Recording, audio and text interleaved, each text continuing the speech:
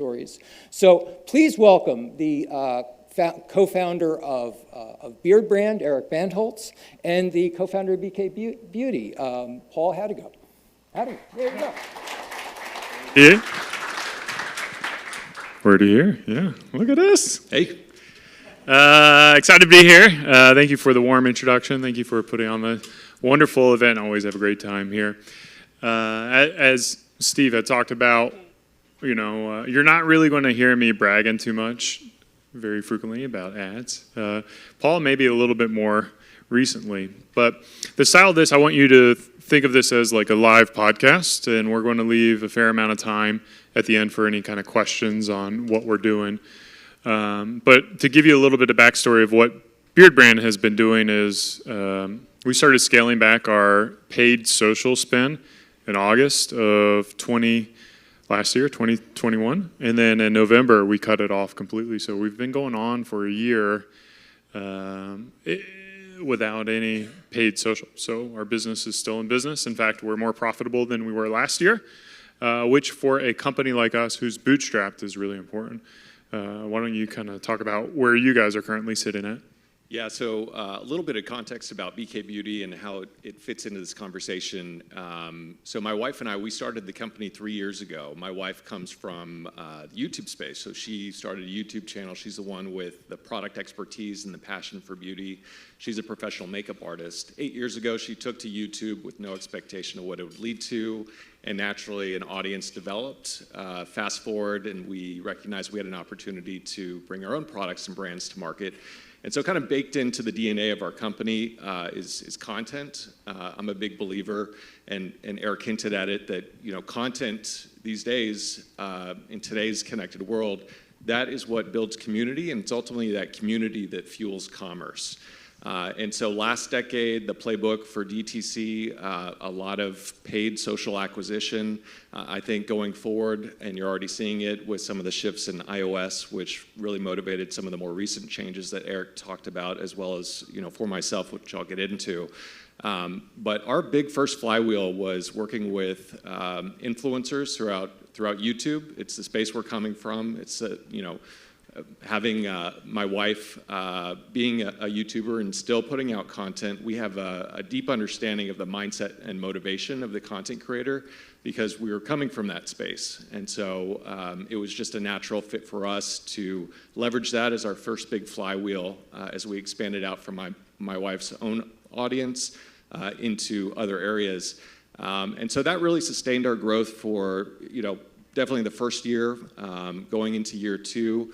We just celebrated year 3, and last year, definitely on the roadmap, was paid acquisition to help support the growth across Facebook and Instagram. We got into it and started to scale that up early 2021 with some early tests in January, February, March, and then right around April is when there was a lot of dust that needed to settle after Apple had some changes with the iOS update, and for us we've always had an approach to focus on organic, and maybe we can break out kind of what we see as organic versus paid. Well, I kind of want to make sure that those here listening kind of understand the why behind we do the things that we do. So I talked about it a little bit earlier. I'm bootstrapped. You guys are bootstrapped.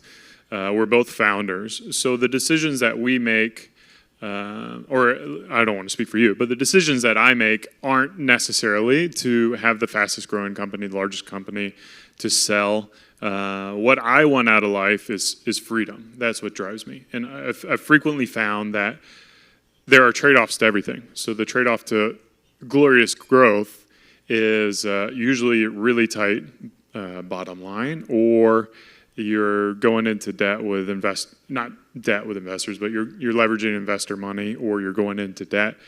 And you could still kind of technically be free, but your mind is not free. Like, you're not sleeping well at night, you're worried, you're up all the time. And I can do everything I want in life. I've got a roof over my head, food on the table, travel the world, spend time with my family. To me, that's why I do the business. And I can also create an environment at work that doesn't have that drama, that doesn't have that intense, like, the world is crashing down, we have to put out the fire, we have to grow if we don't hit these numbers. Very much focused on our own internal drive rather than, external goals or numbers or things that aren't particularly in our control. So we kind of come back to that a lot. But I wanted to talk about the affiliate program because last time we talked on the podcast, you really inspired me to just focus on what we do best, which is kind of building this affiliate. And you just put on an event, like 2 weeks ago? Tell me about it. In Dallas. Yeah, and so, thank you for sharing that. I'll get into that, but a quick note on kind of my perspective on that front, and I completely align with a lot of what you said. We're in a fortunate position where we get to make those decisions on where our company goes. We're in control of that destiny. And as a part of that, I'm still figuring out the why, right? I think that's something that, I think every founder struggles with and ultimately needs to come to find peace in their company. But for me, what I'm finding is, at the end of the day, I want to work with people who inspire me and who I can inspire. And so yesterday, hearing, Stacy talk about, that big brand campaign last summer, like that was super inspiring, and talking about growth, ultimately, like our brand would need to grow to be able to bring on someone, at that level to do, things like that. And so a part of me is driven towards that, and I think growth is a means to get there. Or, building up our own team, which is another area, kind of internally, just seeing the growth there and getting inspired by the work that they do.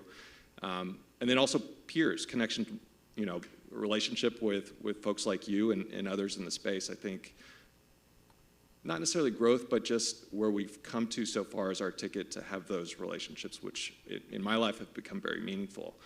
And so, yeah, it's constantly, there's always the temptation of looking at, right now our business is kind of the mid 5 figures, seven figures. But the temptation to push hard to cross that 8-figure line, it's something that's always in front of you. It draws you. And yeah. I'll talk about affiliate, but I think it's think about that. If you're in a position of being able to make decisions, don't ever stop to ask why, or don't ever forget to stop to ask why. Why are we growing? What are we doing? What is the purpose? Because I'm going a little bit nihilistic here. Like in 100 years, the reality is your business is not going to exist. It's probably going to be sold. Well, it's definitely going to be sold. Or it's going to go out of business, it's going to be absorbed, it's going to be whatever. And then, in 2 generations, there's probably a good chance that, your great-grandkids don't even know who the heck you are. And I say that, this kind of nihilist viewpoint is like, we have to enjoy the time that we have right here. Because if we're not working on the things that matter to us, if we're not doing things because we love it, then what the hell are we doing it for? So, that reminder, we have quarterly strategy sessions at Beard Brand to make sure that we are working on the things that bring value to our lives and bring joy to our lives. And relationships for us at Beard Brand is one of them, which is why I'm excited about building our affiliate program. Yeah, and so with affiliate, same connection that we have with the content creators that we engage with. We're incredibly fortunate to develop those relationships, and relationship is really the key word there. And so our approach out of the gate to support the content creators out there, we set up an affiliate program that at the end of the day, it's influencer marketing, but it's supported by affiliate level commissions. And so typically in our market, in beauty, YouTube, if you're familiar, you watch videos, they'll talk and share about the products they love. And then, oh, by the way, if you want to support my channel, check the description box below. And so, as we all know, those links, affiliate links, it helps brands support people who are sharing the products and love them. And so we set that up early on, but really at the heart of that program comes the relationship. And so we didn't set up our affiliate platform with the hopes that would bring relationships to us. We still source those directly. and develop those relationships over time with a lot of product seeding. If they share a meaningful piece of content, we'll follow that up with gifts. Our team remains very close to a number of these people and follows changes in their life. Whether they get married or have a baby, we'll send flowers. And so ultimately, the way we approach it is to avoid the transactional relationship as much as possible and focus on deep, meaningful connections. Yeah, so you're only dealing with, what, like 80 partners? And of that, probably 10 or 12 are really driving the needle for your company, right? So it's a funnel. And so on a weekly basis at this point, as we start to kind of manage it at scale and growing, that we'll be sending out maybe a dozen PR kits to new people every week. Of those, maybe a hit rate in terms of those who convert into publishing first piece of content, maybe half of those. And then going down the funnel, those who continue to share the products over time and develop a really deep affinity for the brand, and there's just it resonates with the audience, and it's just a really good natural fit. Again, you're moving down the funnel and really supporting those relationships over time. Share that hack you have on your YouTube search to find out when people are talking about your brand. Yeah, so one thing I check on a daily basis, obviously kind of look at Shopify and see how things are going. But then, on YouTube, YouTube's an incredible, in terms of search, it's amazing. And so obviously Google's behind it, they know what they're doing. And so I have a little shortcut on my phone that I check every morning, a couple times a day, honestly. And over the last 24-hour period, I'll get to see any videos that come out mentioning our product. And so we keep tabs as a team where we can be proactive. And maybe they're content creators who acquire our products outside of us starting that relationship. And so we can be proactive at that point by seeing that, reaching out, thanking them, offering to send more products. Getting in the comments and exactly. Addressing any concerns Developing a relationship, exactly. Yeah. So that's just like in YouTube, if you do a filtered search, you just put in in brackets like BK Beauty and then last 24 hours. Yeah, and if you could think about, kind of Google Foo, when you can really kind of get parameters spelt out to dial in what that search query is pulling up for you in terms of the videos, you can get sophisticated with it. And then in addition to it, Google actually will translate if someone mentions our brand name verbally. It's not in their description box, they didn't share our links, but just verbally mention the word BK Beauty and it'll pull up into that search. It's pretty powerful to keep tabs on it. One thing I wanted to talk about, I kind of wish I was giving this talk in about 2 weeks because at Beard Brand we're doing I'm calling it a men's retreat. We have about 10 of our top, not even top, but 10 of our affiliates and partners who we work with on a regular basis coming into Austin. We've rented a mansion out in Dripping Springs. It'll be like 2 nights, 3 days together where we're just going to kind of like collaborate and help each other build our businesses as a way to, kind of foster those relationships, but also since we are content creators ourselves, we're going to be able to leverage that to be able to create content. And there's a special thing that happens on YouTube when you as a creator connect with another creator and your audience members who watch both channels, you've almost kind of like made it a party or something, like a shared experience that you have that really deepens that relationship between you and your audience and the creator and their audience, and it's kind of like a win-win situation. Yeah, totally. Content collaboration is huge. And you mentioned that we hosted an event in Dallas the other week, piggybacked off of Like to Know at the Reward Style Conference. And so we had 30 of our content creator influencer partners come out. We hosted that. Were they all from Texas, or they flew in, or? No, we piggybacked off. It's Like to Know It is basically a sub-affiliate network of content creators in kind of the fashion beauty space, and so they have an annual conference where they bring in the highest performing creators out there. My wife was invited out there, and she has friends as well. So we coordinated, basically just getting those people in the same room and having a good time. yeah, and sharing. Have you seen any results from that? Have you seen like content come from that, or? What's interesting is it's difficult to, well, yeah, content, yes, about the event itself. And we're also planning or content creator trip next year, similar kind of style to what you're doing. So I'm interested to pick your brain after yours goes down. But again, it goes back to the relationship building. I don't look at those investments as needing to meet any sort of ROI hurdle. It's the return on investment, right? That's the way I look at it for those activities, and to be able to allocate funds to create story, create memories and experience that ultimately you can share with audiences, and have the brand be able to support that. I want to be a little more transparent with just kind of the math behind like our weekend trip coming up.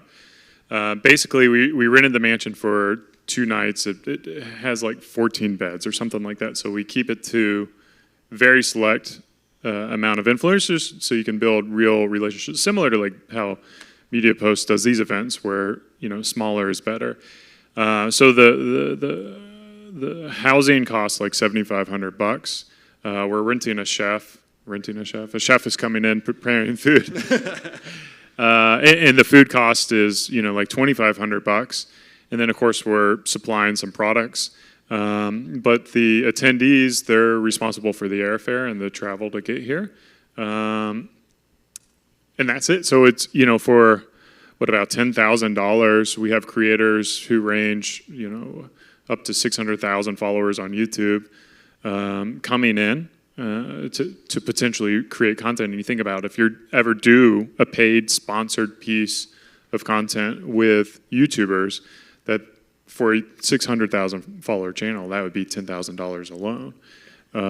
So it's just, in my opinion, a really compounding way to be able to access the influencer audience and build stronger relationships too that further help each other out. And the magic of a forum like that is much like when we get together in kind of peer settings with other brand owner operators.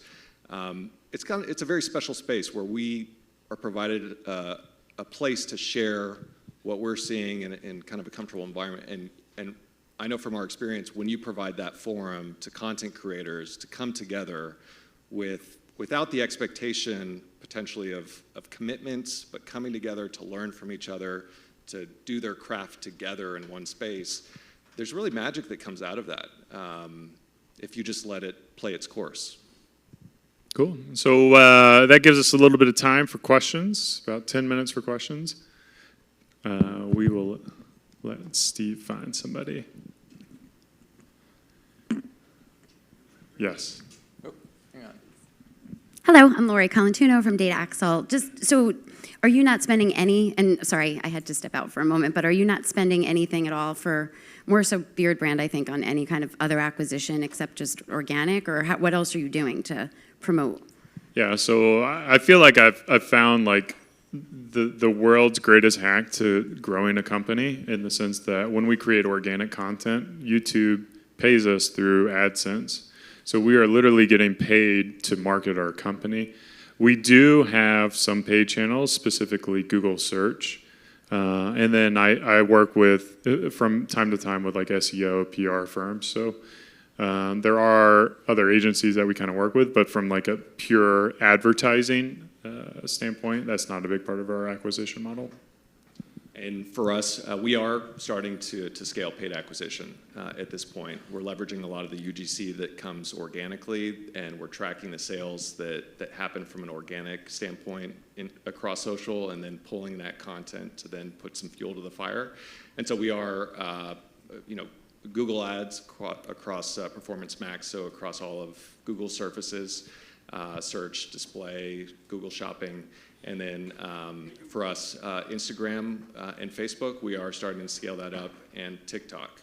I think the motivation behind the earlier conversation we had in the year in February was we were in a position to be able to cut off that paid acquisition without feeling the pain that another brand may experience if they were too reliant on that space. And so my approach is, every year I've tracked out kind of where we want to be 10 years from now, working backwards from that goal in terms of top line revenue. I understand kind of where we need to hit to stay on track this year. My belief is to optimize 100% for organic kind of earning customers, and then supplement with paid if and when we fall short of that. Because, and we talked about this in our conversation in the podcast too, but we've noticed that the, I don't want to say quality, but it's a different makeup of customer that you're inviting into the fold. You notice that customer support tickets will start to rise, return rates will start to creep up, reviews will start to degrade, and when you can bring in AOV goes down. AOV goes down.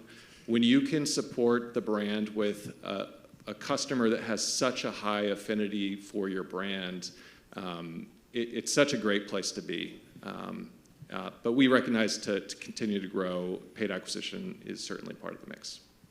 Then that sort of well, go ahead, Eric. You wanted to? Yeah, I was going to also just, I'm in a special position in the sense that I'm willing to build this business out for the next 20, 30 years. And when I have a time frame that is that long, it allows me to invest in foundational things like content marketing to be able to leverage that compounding effect over time. Whereas I understand a lot of people, if you're in a marketing role, you're hired, you only have a year to show your worth. And in a year, your YouTube channel's not going to be worth a damn. Your blog's not going to be worth a damn. So you have a perverse incentive to lean on instantaneous growth.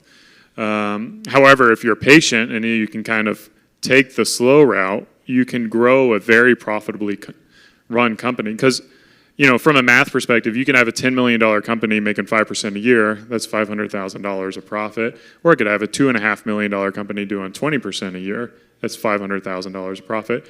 One of them, you're going to be able to sleep a lot better at night. But you don't have the ego points that you get from an 8-figure versus 7-figure business. Well, how have these changes actually impacted your cost of customer acquisition?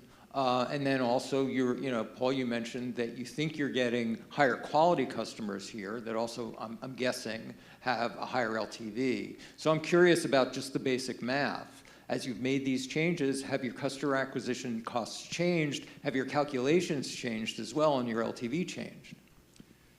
I'll say, in terms of scaling paid acquisition across Instagram, Facebook, and TikTok, we're about 2 months into it. And so in terms of the lifetime value of that customer segment, we're definitely partitioning that off and watching it closely in terms of it. And I should mention, the ads that we're putting kind of scalable dollars behind on that front for the paid acquisition side, we're seeing on Facebook's actually performing pretty well for us right now. For every dollar we're putting in, we're getting about $2.75 back on first purchase, and so we're profitably acquiring those customers. Ultimately, I want to see if those will translate into repeat purchases. Our specific strategy around the paid channels is starting, by pushing lower price point kind of single items, and so kind of that thin edge of the thin edge of the wedge, and then expanding from there. So it's TBD in terms of kind of lifetime value, but I'll never be in a position where I'll want to depend on that lifetime value to need a payback. I'll only run it if we're able to acquire those customers profitably from day one. Yeah, and I mean, the math gets all weird when you're not spending any money on paid acquisition, what customer costs is. So I don't know if it's a fair thing for me to talk about. Do we have one back here? Awesome. Thanks, guys. Amelia Pet Plate, YouTube Shorts. It's going to be a big thing. I'm wondering if you guys are thinking about that in your organic YouTube strategy, and if that's going to change how you're talking with content creators. Yeah, we've been doing YouTube Shorts for a while now, and it's unfortunately it's this transitionary period. I think on YouTube as they figure out how that content plays together with the long form content, but we saw from a drive standpoint or from a conversion standpoint, long form is far more effective than shorts. Shorts are great at getting the views and the kind of the ego metrics. So we just recently, probably about 2 months ago, switched our shorts content from onto a new channel that is only shorts. And I feel like this strategy could be completely different in 3 months. I don't think it's a hard time when it comes to that. Do you guys do any shorts or no? We don't internally. I'm always pushing my wife to start, either repurposing the longer form content into short form or doing more shorts. In terms of short form content, we are doing a lot on TikTok, which is, I guess kind of the other side of the fence when it comes to short form content. I'm talking with I'm seeing a lot of other brand owner operators killing it on YouTube Shorts, though. It is definitely an area that I know we'll explore more closely someday, but we haven't quite got there yet in terms of radical focus. Eric, Paul, thank you so much. And I believe we're going to, where's John? There's John. We're going to move to our first spotlight of the day with an old friend of ours, right?